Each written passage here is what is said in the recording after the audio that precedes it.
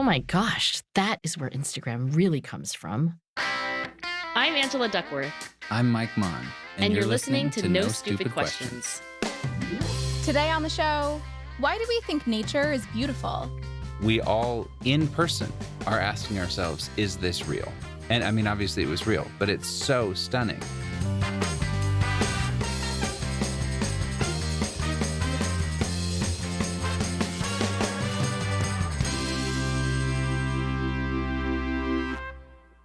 Angela, I'm so excited to talk to you today. Samesies. Hello, Mike. I'm so pleased you started with samesies. Okay, so we have a listener named Tim. He said, I saw a stunning photo on Twitter with a serene lake in Italy with majestic mountains in the distance. And he said, I wondered, why do I find this so beautiful? Because beauty is supposedly in the eye of the beholder, but I can't imagine anyone who looks on this sight in nature having a negative reaction to it. It seems objectively beautiful. Is it hardwired or learned? And is this appreciation of beauty unique to humans? So, Angela, you live in a large city. Philadelphia has about 6 million people in the greater metro, right? Stephen Dubner always makes me call it Philadelphia, but let me just say that the denizens of Philadelphia did not appreciate that nickname. I was going to say, talk about offending 6 million people all at once. So you live in Philadelphia. By choice. No one is holding you captive there. I live in a smaller city. It has about 840,000 people. So your city has more people than my entire state. My house is right at the mouth of a canyon. My back deck of my house overlooks miles of mountain ranges. And so before we hop in, I thought it would be helpful to define your relationship with nature. Are you mostly city-bound? Do you get out in nature often? Or is your exposure to nature parks? You know, I would be that person who looked at the photo of a serene lake in Italy with majestic mountains in the distance and be like, yeah, nah. I live in a city that is, you know, relatively large and not surrounded by mountains. I guess you're like close to Salt Lake City, right? About 45 minutes, yeah. But my recollection of my several visits to Salt Lake City is that, like, even in downtown, I mean, it's 360, right? You just look around and there are majestic mountains. Yes. When I moved here 10 years ago, people would say, oh, just go toward the mountains. And I was like, give me a freaking break. There are mountains everywhere. And they're like, well, the close mountains. And I was like, okay, anyway. First of all, I'm really bad at directions. I'm terrible at geography. If I had lived in any era before Google Maps on your phone, I certainly would have died and been lost forever. But yes, people are always like, oh, go toward the mountains. And I just want to punch them in the face a little bit because I'm like, there are mountains literally everywhere you look. We have none of that. You could do a 360 turn anywhere in Philadelphia. You will not see any mountains. And in fact, what you will see is not necessarily beautiful. If you ask me what's in view from my back deck, I realized when we moved into this home that we didn't even have a patch of grass, right? So there is a back deck, but we abut this like 25-story apartment building that towers over our townhouse. Did you have to pay extra for the view of said building? No, but it is populated largely by Wharton MBA students. And so I'm a little self-conscious hanging out on my back deck, and these lovely apartment residents occasionally will have beer cans and other things like roll off their deck. So we actually had to install an awning to prevent, you know, head injury. Oh, you're saying they roll off onto you? Yeah, we're like down there on the second floor, and then 25 floors above, somebody's beer can rolls off and then could hit you in the head. Bombs away. Yeah, so I know that's not exactly about beauty, but it is a practical concern. So I don't have much of a relationship with nature. I think you've really, really solidified the Philadelphia thing, though. With the rolling beer cans and the, projectiles that might kill you. I mean, look, I fully appreciate that some people think that being in nature is the apogee of human experience. I mean, Lucy, my younger daughter, who you know, she goes camping every weekend. I feel like she's like canoeing or hiking, and she loves natural beauty in a way that, I don't know, her mom doesn't so much.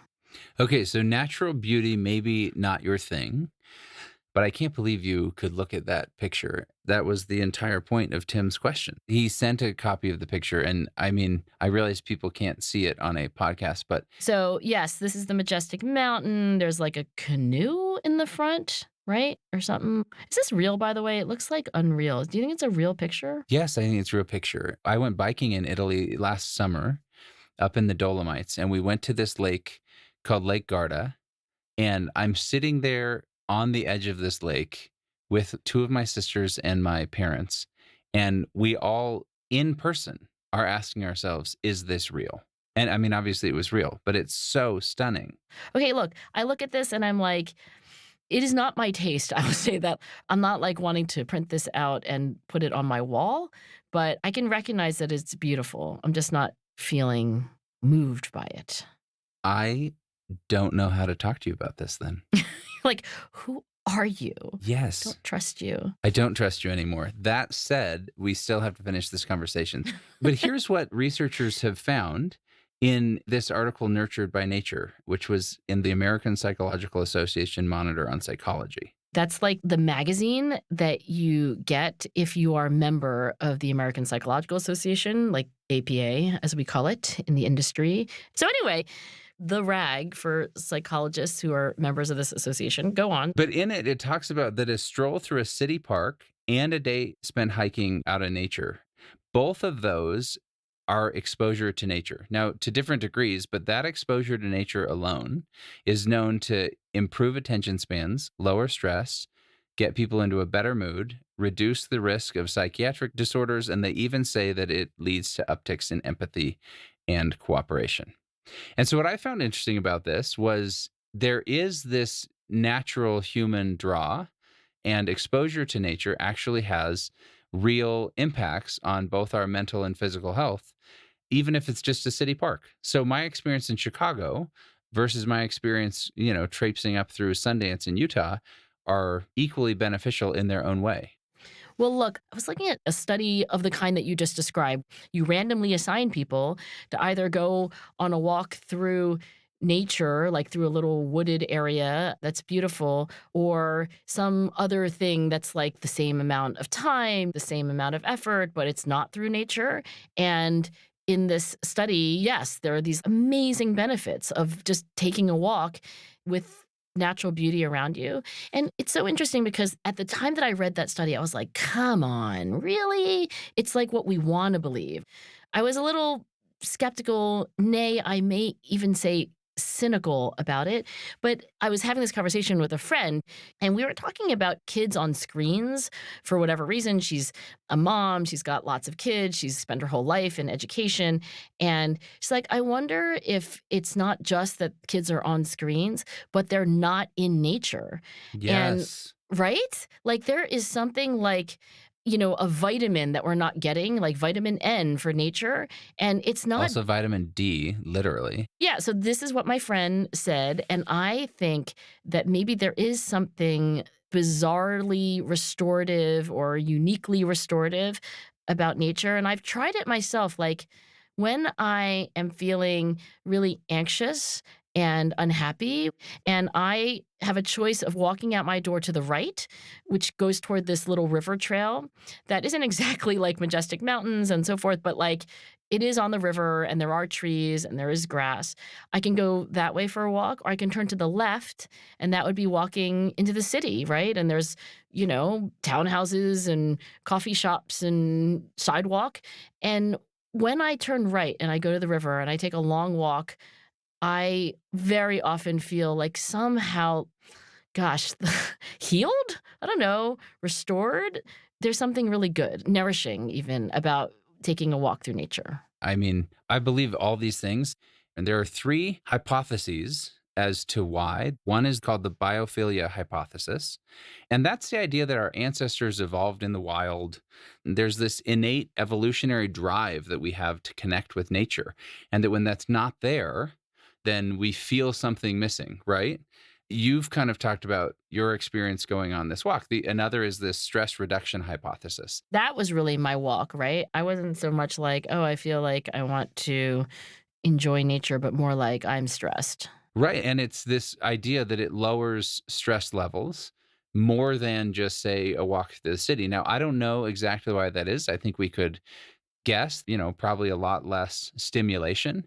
So if you're in a city and if you went the other way with the coffee shops, you still are hearing horns and people and da da da. Whereas if you're on this walk in nature, it's much more calming sounds.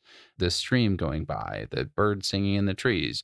The last is this attention restoration theory, which says basically the time in nature just reboots the brain.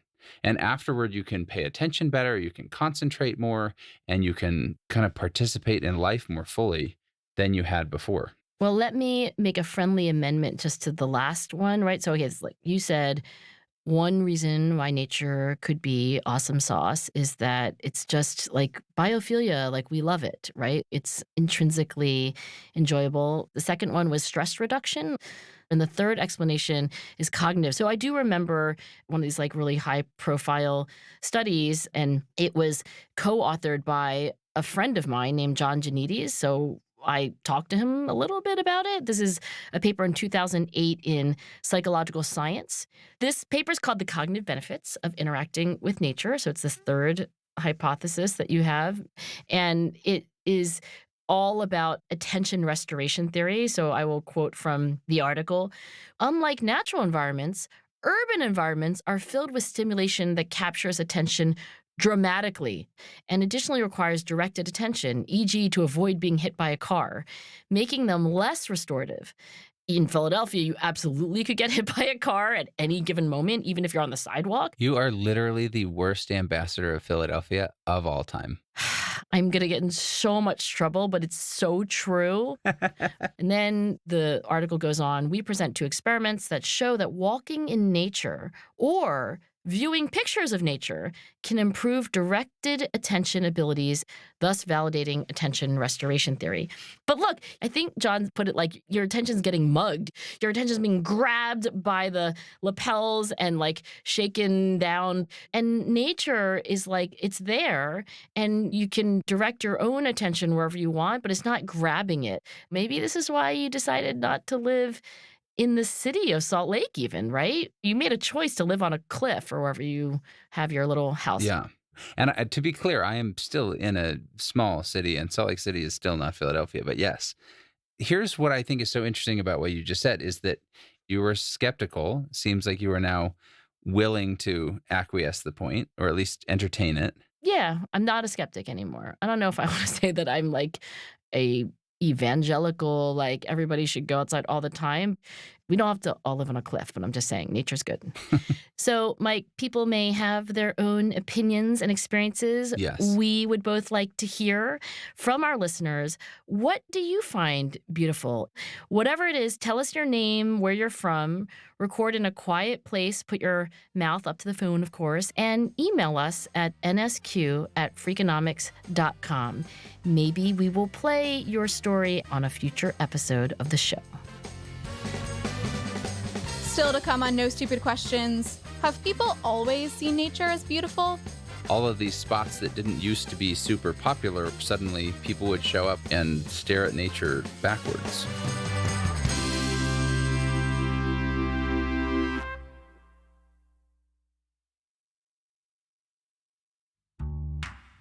Now, back to Angela and Mike's conversation about the benefits of getting outside and experiencing nature. So separate from the restorative attention thing, and maybe even separate from like emotional well-being, there's just the aesthetics. You're like one of those people who buys paintings, right? I do, yeah. Well, this like aesthetic element of nature, there was this recent article in the Journal of Environmental Psychology just last year, 2022, and it's called Testing the Biophilia Theory, automatic approach tendencies toward nature. And they simply ask people to complete tasks based on your reaction time, like how quickly you press a button for something which is like natural beauty versus, an urban scene. And that's kind of the setup for all these experiments. They're trying to get at what your unconscious associations are with natural beauty versus urban scenes that could be considered beautiful. Their conclusion is that, quote, all tasks reveal a tendency to approach nature and avoid cities, unquote. Boom, all tasks. Let's go. So what I think is interesting is that our relationship with nature as humanity has obviously changed over time. right? In the 1700s in Great Britain, there was this construct about nature where it was considered so untamed, so rugged, so out there that people were kind of afraid to go into the wilderness. And the prevailing sentiment at the time was that there were kind of these two ways to talk about nature. The sublime was this idea that nature is so untamed, so rugged and awe inspiring that it's just this dangerous out there thing that we can't approach. Mm, And then on the other side, you've got what's beautiful, which is think of your manicured garden, right? With beautiful lawns, fresh flowers, little saplings. And that was very approachable. But the untamed wilderness was unapproachable. so nature, like wild nature, was sublime, and manicured, tamed nature was beautiful. Was that the general idea? Yes. And people kind of had this either or view. And then there's the rise of this idea of the picturesque. And the picturesque was sort of the melding of the two, where it was saying, yeah, you can experience the beauty while also being in the awe. Meaning, I think, like you can go hike in this mountain. It's not so terror filled, it's approachable. Yeah. And at the same time, there was this thing called the Claude glass. Have you ever heard of the Claude glass? The clawed glass? Yes, named after Claude Lorraine, a French landscape painter. Never heard of it. And so people would go and turn their back to the view and hold up a mirror to look at the scenery reflected in the glass. Now, it was often used by painters and artists. It did have kind of these convex mirrors. So think of like a funhouse mirror. So, Wait, really? yes, it allowed you to take this step back. They would literally look at nature through the reflection in a mirror? Yes. It was a mix of the beginnings of the selfie stick and Instagram. Oh my gosh, that is where Instagram really comes from. Right? You know, on Instagram, it was really popular for years to filter everything. Yes. With the Claude glass, they would carry these different glass slides in different colors so they could view the landscape with different tones and filters, right? Oh, this really is the beginning of the selfie, whatever, like perturbation of reality. And you'll not be surprised that just like with selfie sticks, people would get hurt because they're looking at the view backwards through this lens. Oh God. Just as dumb as, all those like terrible videos of people like terrible things happening to them while they're taking a selfie of themselves. Right. So people would fall, they would whatever. Who do you think, by the way, are more likely to die when taking a selfie, men or women? I'm going to go with men 100%, but I'm probably wrong. Yes, men are 2 to 3 times more likely to die. Okay, I was going to say like men are always worse than women. I was like, is this a trick question? It's always men doing incredibly dumb things that lead to the demise of the species. I know. But yeah, so that's this idea of the Claude glass.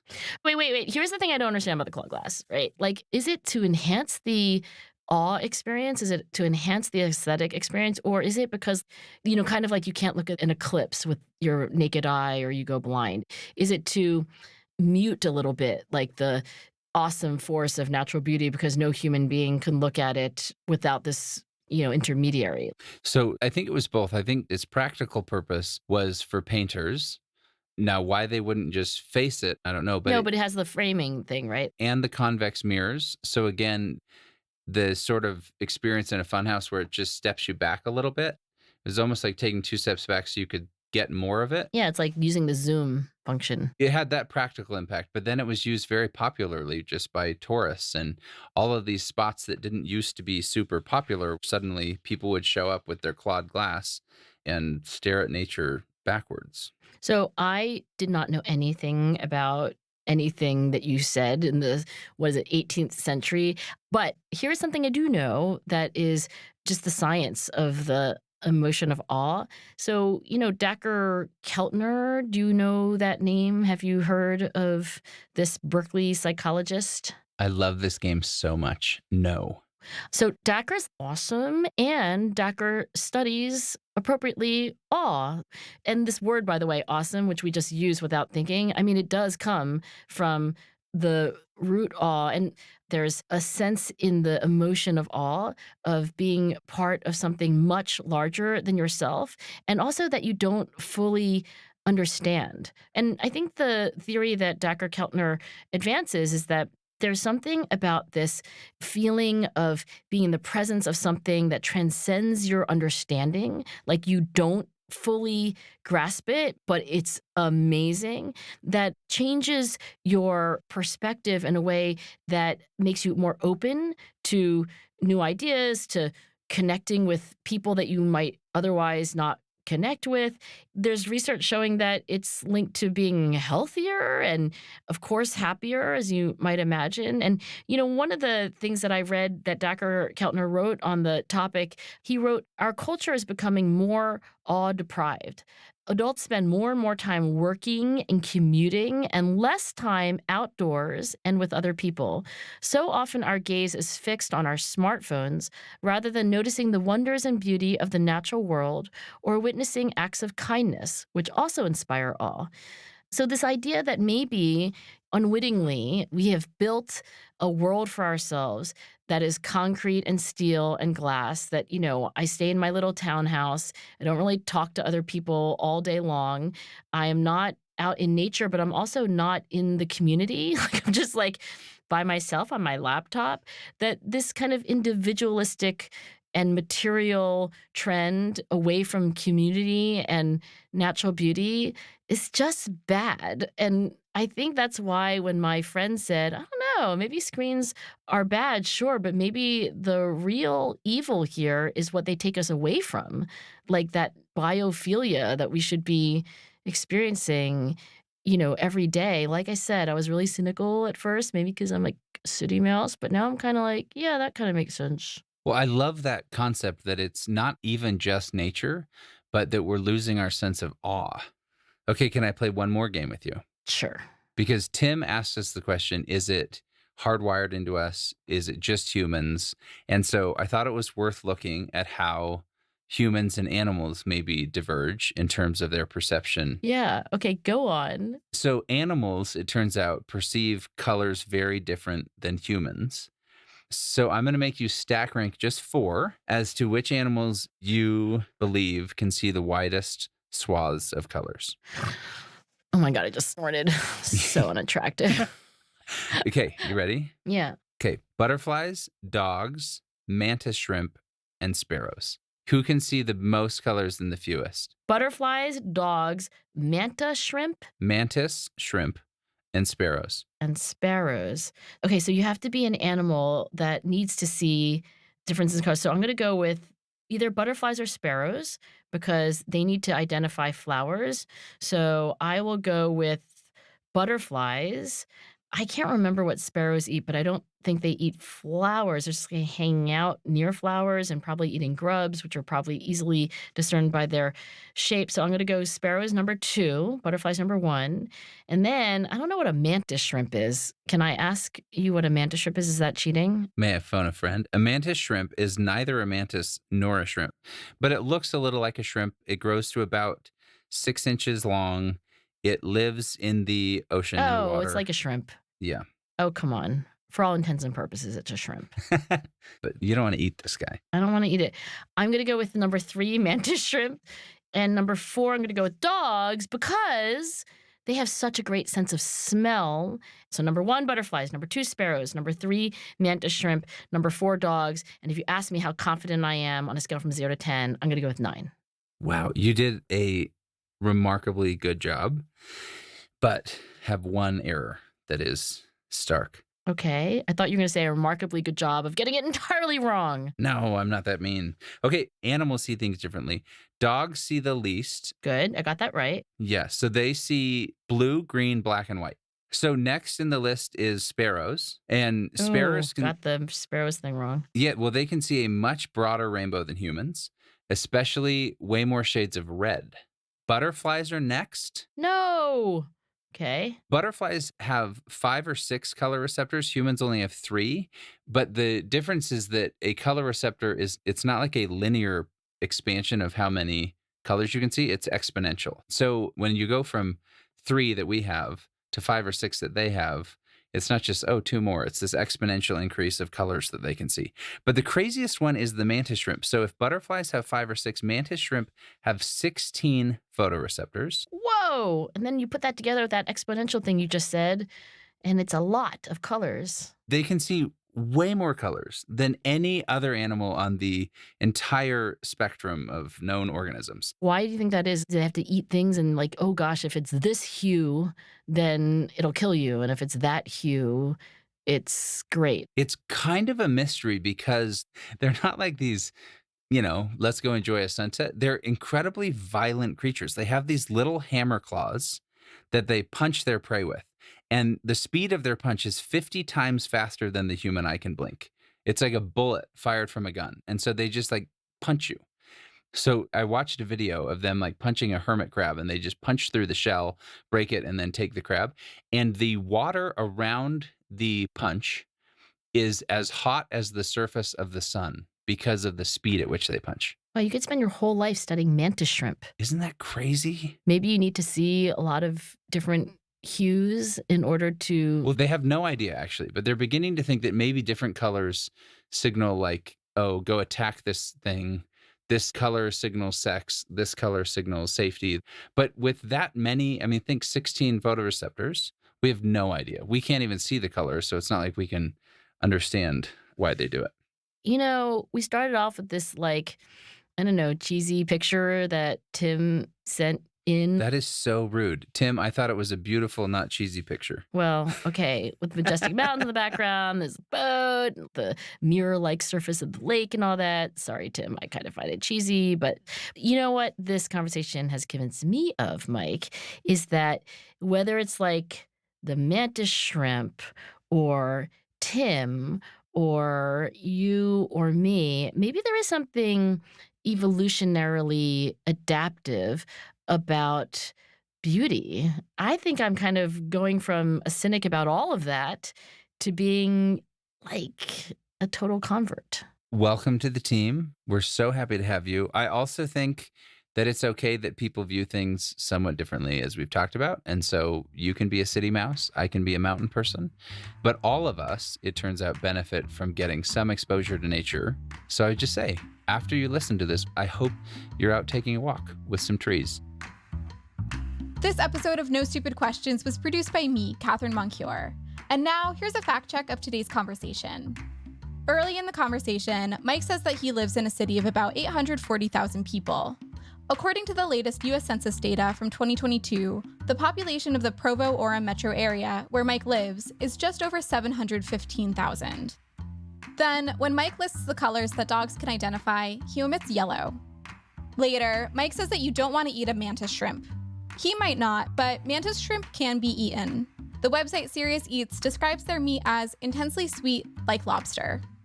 Finally, Mike says that when a mantis shrimp punches its prey, the water around the punch becomes as hot as the surface of the sun. In fact, a mantis shrimp punch releases enough energy to make the water around it 8,500 degrees Fahrenheit. But the surface of the sun is about 10,000 degrees Fahrenheit. Keep trying, mantis shrimp. That's it for the fact check. Before we wrap today's show, let's hear some of your thoughts about last week's episode on regret. My name is Beatrice Taylor from Toronto, Ontario. One of my biggest regrets is going to Harvard for my master's degree. I did not expect to win a scholarship for half of the tuition, but I did. I decided to go to Harvard, even though I won a full scholarship to a very good university in my hometown. The main reason I went to Harvard was that I was worried that I would regret it for the rest of my life if I didn't go. But in hindsight, it was absolutely the wrong decision for me. A master's degree at Harvard, even with a half scholarship, is still an enormously expensive undertaking. I did not enjoy the program. I did not feel connected to my professors or classmates, most of whom had financial backing from their parents. I desperately wanted to quit after the first 2 months, but I felt trapped in my decision, and I did not want to be a quitter. Most of all, I simply could not afford the financial hit to move back home and start again at my local university. It took me 15 years to pay off my student debt. I still don't know if I would have been happier had I gone to my local university, but I am 100% certain that I regret going to Harvard. When I was 20, I was living in Auckland, New Zealand, and I met an American boy who was studying abroad for a semester. And it was like a fairy tale. It was like eyes locked across the room, and we were just kind of drawn to each other. And we had this really deep connection. But then he had to go back to the States to finish his degree. So I just left it. It's been 18 years. So I always wonder what my life could have been if I had kind of been assertive and gone over to the States, at least after he finished studying or whatever. And if I had known how difficult that kind of connection is to find, and I just didn't realize at the time. That was, respectively, Beatrice Taylor and Jacqueline Midgley. Thanks so much to them and to everyone who sent us their thoughts. And remember, we'd still love to hear about what you find beautiful. Send a voice memo to nsq@freakonomics.com. Let us know your name and whether you'd like to remain anonymous. You might hear your voice on the show.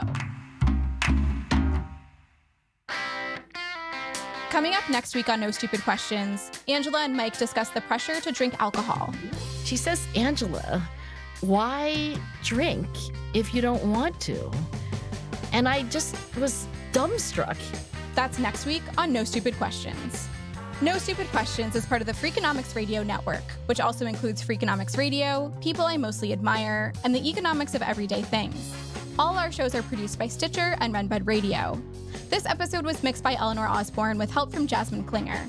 We had research help from Daniel Moritz-Rabson, and our senior producer is Rebecca Lee Douglas. Our theme song was composed by Luis Guerra. You can follow us on Twitter at @NSQ_show and on Facebook at NSQ Show. If you have a question for a future episode, please email it to nsq@freakonomics.com. To learn more or to read episode transcripts, visit freakonomics.com/NSQ. Thanks for listening.